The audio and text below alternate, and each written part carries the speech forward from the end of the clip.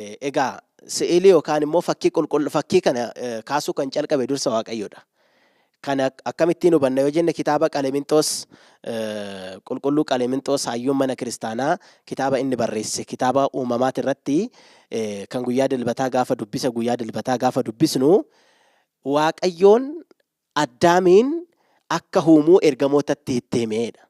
Kanaafuu Addaam kabajamaa akka ta'e Saaxinaa'eel kan caalu bakka bu'aa Saaxinaa'eel ta'eetoo akka uumamuuf ergamootatti itti himedha. Innaa sana ergamoonni nama kana kan bifa keetiin fakkeenya keetiin uumamu kana nutti argisiisii jedhaniitoo ergamoonni Waaqayyoon gaafatan. Kanaaf booddee Waaqayyoon fakkii sana yookaan immoo fakkii Addaamii sana bifa ifaatiin kaaseetoo fakkii sana itti argisiisee jira jedha jechuudha. Kanaafuu Waaqayyotu calqabe jechuudha. Itti aanee immoo inni lammaffaa immoo fakkii haadha keenya dubaroo Maariyaam gonfoo gochoo ergamootaati irratti kan Mikaa'eliiti irratti yookaan immoo kanfii jenneetoo kan beeknu isarratti kaasuudhaan fakkii sana irratti kaasuudhaan argisiisee jira jechuudha.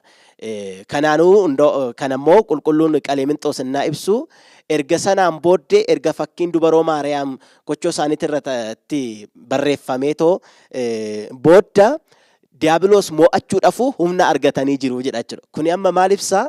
Gooftaan keenya Iyyasuus Kiristoos durboo Maariyaam irraa dhalatee humna nu ta'uusaa booddees hanga dhumaatittuyyuu seexana mo'anneetoo akka turru kan argisiisu waan ta'eef erga sun irratti barreeffameen booddee seexanas Diiyaabiloosis mo'achuu danda'aniiru humnas argataniiru jechuudha. Egaa akkuma kitaabni qulqulluun nuuf ibsutti ergamoonni kabajnii fi akkasumallee humni kan dabalamuuf yoo ergamanidha. Bu'anii yoo ba'anidha. Bara 5,500 xumuramu sanatti kadhannaa namni dhiyeesse fuudhanii gara samiitti ol baasuudhaaf akkasumallee arjummaa Waaqayyoo fayyisummaa isaa samiidhaa gara namootaatti fidaa hin turre. Amma sanatti humni dabalamaan erga namoonni akka namoonni fi Waaqayyoon waliin araaraman ergamoonni barbaadaa turani. Erga namoonni Waaqayyoodhaan araaramaniin booddee bu'anii kan ba'an ta'anii jiru.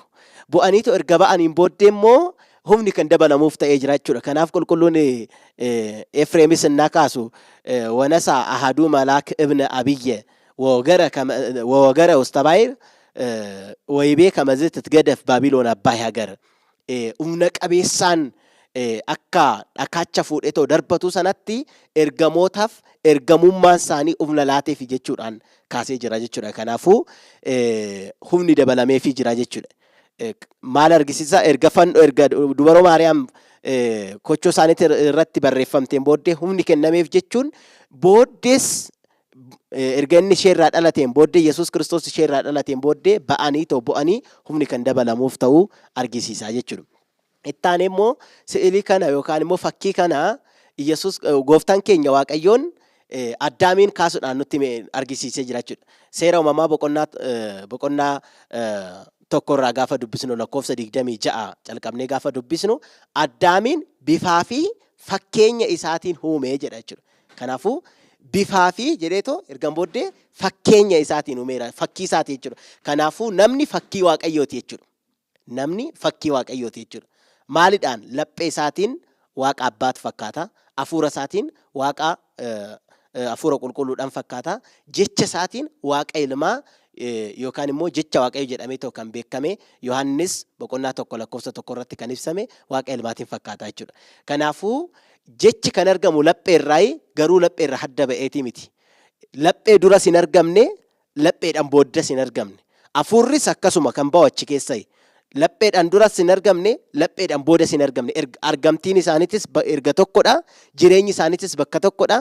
Garuu hafuurri kophaa isaatiidha. Jechi kophaa isaatiidha. Lapheen kophaa isaatiidha jechuudha. Namni kana sadeen waan qabuuf nama sadiin jennuun nama tokko jennaani malee jechuudha.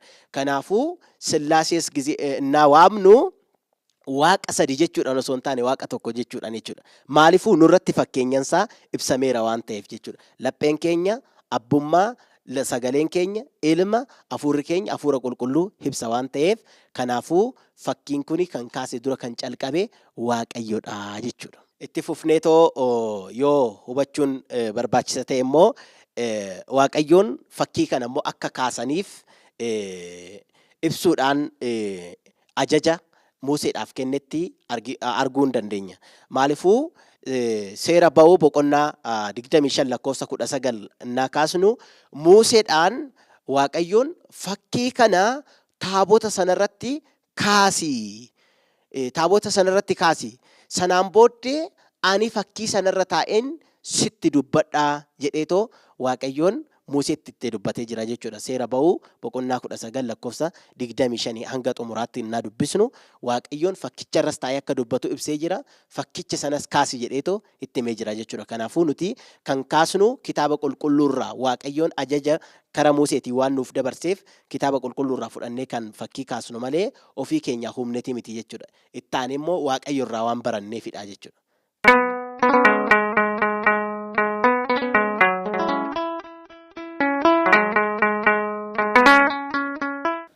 Tolega dhugumatti liqamaa Imiraan Tarbinos Tolosaa Waaqayyo abbaan keenya sagalee jireenyaa sinaa dhageechisu guddaa galatooma ulfaadhaa.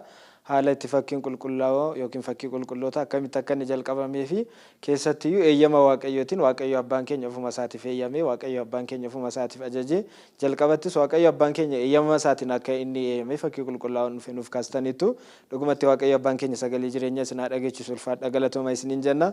Egaa mi'asumaanis wal qabatee lammaffaa irratti jechaadha. Fakkii qulqulloota egaa akkuma beekamu kiristaanonni keenya gaafa mana kiristaanaatti adeeman mana kiristaana keenya keessas fakkii qulqullootaatiin manni kiristaana keenya egaa ni kaafama mana kiristaana keessatti kiristaanonni keenya amantoonnis fakkii qulqullaa'oo fuuldura dhaabannee Waaqayyoon ni kadhanna fakkii qulqullootaa fuuldura fakkii qulqullootaa illee ni dhunganna kiristaanonni jechaadha. Isa kana namoonni tokko maal jedhu hubannoo dhabuudhaani egaa gaafa nuti fakkii qulqullootaa fuuldura dhaabbannu yookiin dhungannu akka waaqa alagaa yookiin xaa'otii waaqessinuutti fudhatanii kaasu.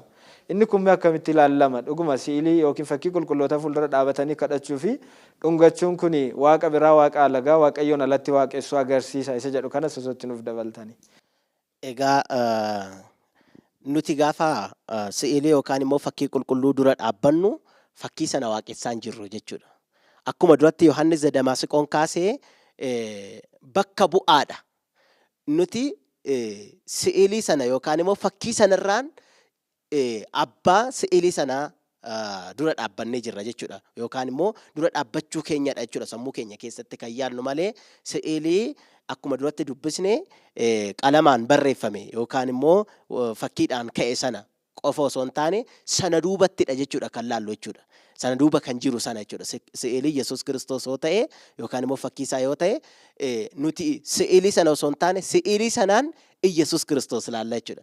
Kan amma akkoo hayyoonni mana kiristaanaa annaa kaasaniyyuu si'ilii jechuun kan ka'e akkasittiin qalamaan kan barraa'e ta'u ka'e yookaan immoo si'ilii fakkii Yesuus Kiristoos fakkii haadha keenya dubaroo Maariyaam fakkii qulqullootaa jennee ta'u kan kaasnu kana qofa osoo hin taane kitaabni qulqulluun kuniyyuu fakkiidha jedha.